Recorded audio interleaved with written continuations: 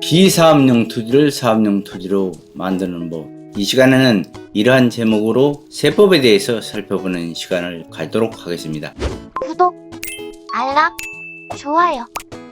사업용 토지는 통상 토지 용도에 맞게 토지를 사용하는 것을 말하고, 비사업용 토지는 사업용 토지와 다르게 그 용도에 맞지 않게 사용을 하는 경우를 말합니다. 예를 들어서 농사를 짓지 않는다든가, 또 도시지역에 살면서 임야를 보호한다든가, 또 나대지가 있는데 건물을 짓지 않고 그대로 놀리고 있다든가, 이런 경우는 비사업용 토지에 해당됩니다. 그래서 이런 경우는 사업용 토지보다 나중에 그 양도소득세가 10%를 중과를 하게 됩니다. 참고로 2009년 3월 16일부터 2012년 12월 30일까지 취득한 비사업용 토지는 중과되지 않고 기본세율로 과세를 합니다. 그리고 장기 보유 특별 공제를 한번 살펴보는 시간을 갖도록 하겠습니다.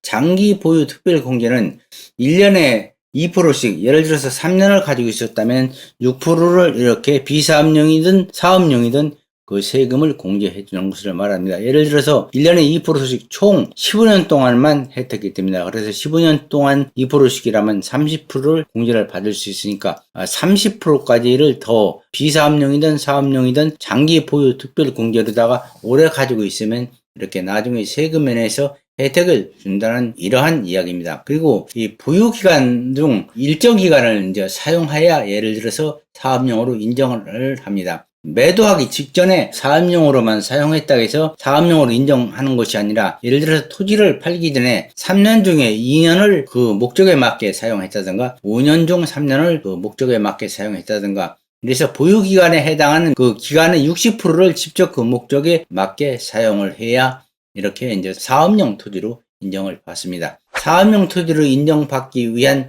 구체적인 그 사항을 한번 살펴보도록 하겠습니다. 농지는 이제 제촌 자격 요건을 갖춰야 됩니다. 농지 소대지 시군구와 연접 시군구를 말하는데, 예를 들어서 세종시에 농지를 샀다면은 천안이나 그리고 청주나 대전이나 공주 지역에 이제 주소를 주거나, 혹은 세종시 지역에 주소를 두거나, 그렇지 않은 경우 직선거리로 30km 이내, 예를 들어서 아산 지역에 산다 하더라도 세종시 소정면이라면 30km 이내 이 거리에 해당한다면 이런 경우는 제촌 요건에 해당합니다. 그리고 자격요건을 갖춰야 됩니다. 자격요건은 농작물을 실제 이제 경작하고 자기 노력으로 2분의 2 이상 노동력을 들여서 실제 이제 경작하는 경우를 말합니다. 그러나 그런 경우라 하더라도 급여소득이나 혹은 사업소득이 3,700만원 이상이 되면은 사업용 토지로 보지 않고 비사업용 토지로 봅니다. 또 그뿐만 아니라 8년 자격요건을 갖추었다 하더라도 8년 자격요건에 해당되지 않아서, 그러니까 비사업용이 되니까 사업요건으로 사업용 토지로 인정받지 않아서 8년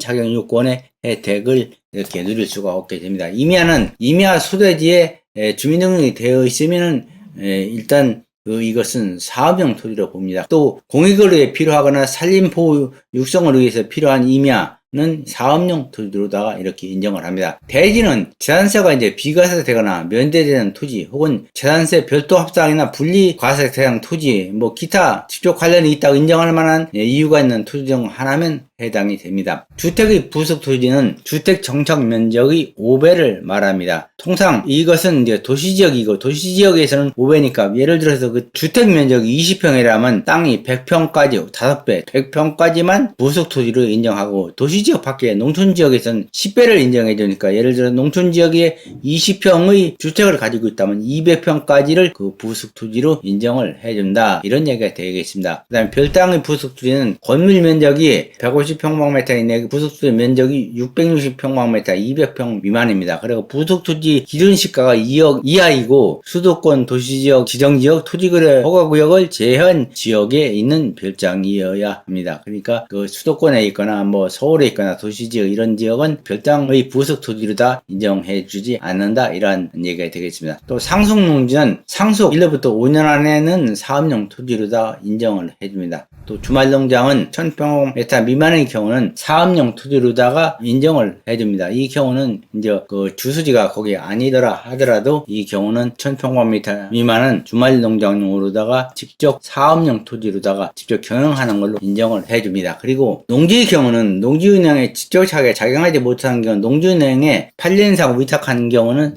사업용 토지로 인정받고, 건물이 없는 나대지의 경우 이제 여기에서 우리가 흔히 이용할 수 있는 것인데, 이 나대지 경우는 체육시설용 토지라든가 노회주차장이라든가 하치장이라든가 적시장용 토지로 이렇게 사용하면은 사업용으로 인정을 받습니다. 노회주차장의 경우에는 토지 가액의 3% 이상 수입이 되어야 하고, 하치장 등도 그 물품 보관이나 하치장으로 사용하는 용도의 태대면인데, 예를 들어서 그 면적을 1000평을 사용했다고 하면은 2000평의 토지가 있다고 하면 그 중에서 1200평까지는 사업용 토지로 인정을 해준다, 이런 얘기가 되겠습니다.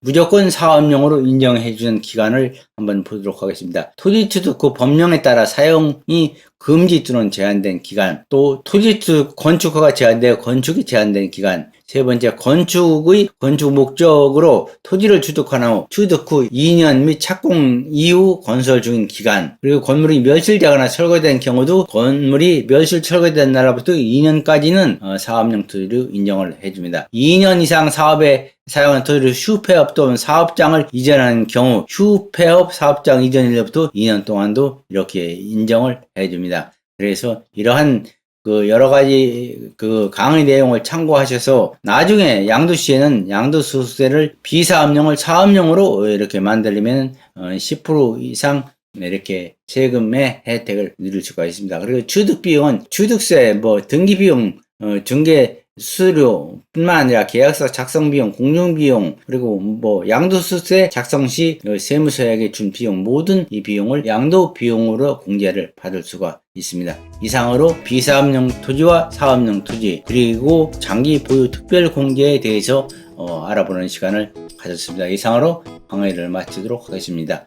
감사합니다.